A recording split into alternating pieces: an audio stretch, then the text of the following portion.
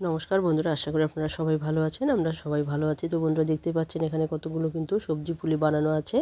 তো আজকে এই সবজি পুলির যে কাওয়াটা তৈরি হয় সেটা কিভাবে তৈরি হয় আর কিভাবে তৈরি করলে সেটা শক্ত হবে না, খেতেও বেশ নরম হবে, আবার মুচমুচেও হবে। তো চলুন দেখে নেওয়া যাক।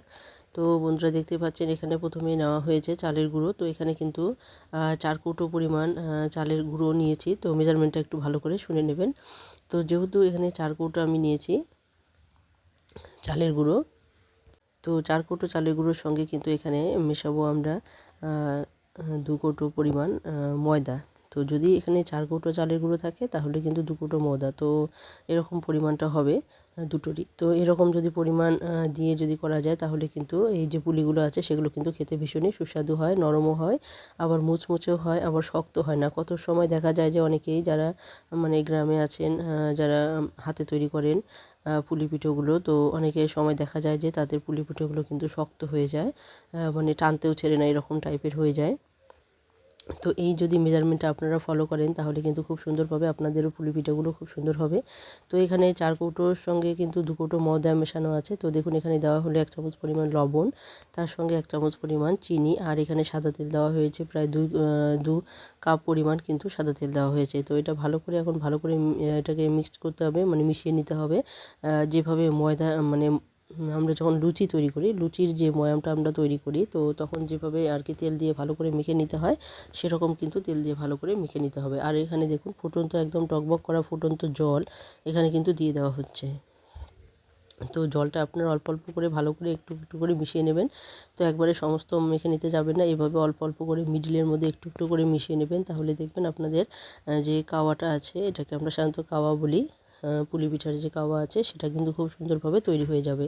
তো অবশ্যই চেষ্টা করবেন এভাবে ধীরে ধীরে একটু একটু করে জল দিয়ে কিন্তু ভালো করে নাড়িয়ে নিতে, যাতে করে খুব সুন্দরভাবে কাওয়াটা নরম হয়ে যায়। আর বেশ মানে এই ধরনের এইভাবে যদি করা যায় তাহলে কিন্তু মানে পুলি পিঠাগুলো কিন্তু ফেটে যায় না, খুব সুন্দরভাবে কিন্তু তৈরি হয়ে যায়।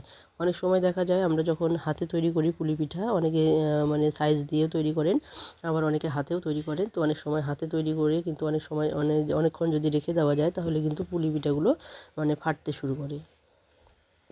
তো এভাবে যদি আপনারা ভালো করে যদি পুলি পিঠাগুলো তৈরি করে নেন, মানে যেখানে যে কাওয়াটা আছে সেই কাওয়াটা যদি এভাবে তৈরি করে নেন তাহলে কিন্তু দেখবেন খুব সুন্দরভাবে কিন্তু আপনাদের পুলি পিঠাগুলো তৈরি হয়ে যাবে, আর ফাটবেও না। তো বন্ধুরা দেখুন এখানে কিন্তু আরও একটু পরবর্তীতে ময়দা দিয়ে ভালো করে মেখে নেওয়া হয়েছে, তো সেটা স্কিপ করে গেছে। তো এখানে আমার মাসি শাশুড়ি কিন্তু উনি কিন্তু ময়ামটা দিচ্ছেন, আমি এখানে ক্যামেরা ধরে আছি যেহেতু আমি করতে পারছি না, তো উনি করছেন। তো দেখতে পাচ্ছেন এখানে কিন্তু একদম সুন্দর একটা ডো কিন্তু তৈরি হয়ে গেছে। তো দেখতে পাচ্ছেন আপনারা, মানে এটা বোঝাই যাচ্ছে। তো আমি দেখিয়ে দিচ্ছি। তো দেখুন এখানে কিন্তু হাতে লেগে যাচ্ছে না, আর কিন্তু কতটা সফট হয়েছে। তো এভাবে কিন্তু এই যে কাওয়াটা কিন্তু তৈরি করে নিতে হবে। তো দেখুন এখন একটা বেলা হয়ে গেছে। তো এভাবে কিন্তু পুলি পিঠেগুলো তৈরি করে নিতে হবে। আর সবজির রেসিপিটা তো আমি আগেই দেখিয়েছি আপনাদেরকে।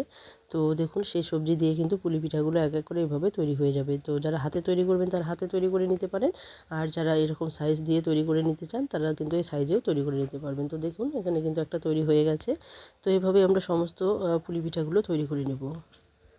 তো দেখতেই পাচ্ছেন কতটা নরম সফট হয়েছে। এটা এইভাবে কিন্তু আমরা যদি অনেকক্ষণ রেখে দিই তাহলে কিন্তু এটা ফাটবে না, যেহেতু কাওয়াটা আমরা এভাবে তেল দিয়ে ভালো করে মেখে নিয়েছি।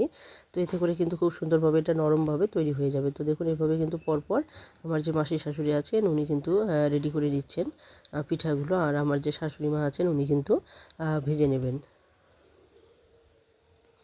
তো এখানে আমি যেহেতু ক্যামেরাম্যান হয়েছি, তো অবশ্যই আমি কিছুই করতে পারছি না, এখানে সব ওনারাই করছেন।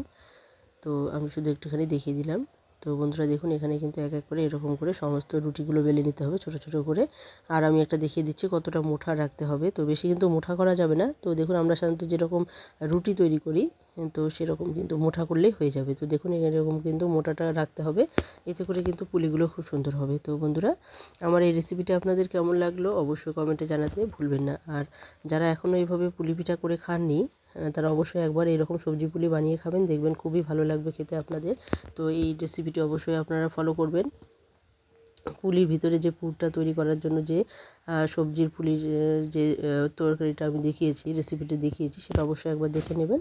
আর এইভাবে পুলি পিঠা তৈরি করে বাড়িতে খাবেন, দেখবেন সবাই খুব খুশি হবে খেয়ে, আর সবারই ভীষণই ভালো লাগবে।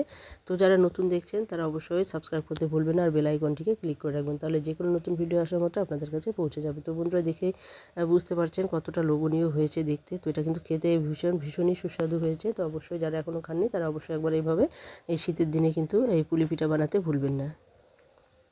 আর যারা পুরনো বন্ধুরা শুরু থেকে শেষ অবধি সঙ্গে আছেন, নতুন বন্ধু পুরনো বন্ধু সবাইকে অসংখ্য ধন্যবাদ, এবং সবার প্রতি রইল অনেক ভালোবাসা।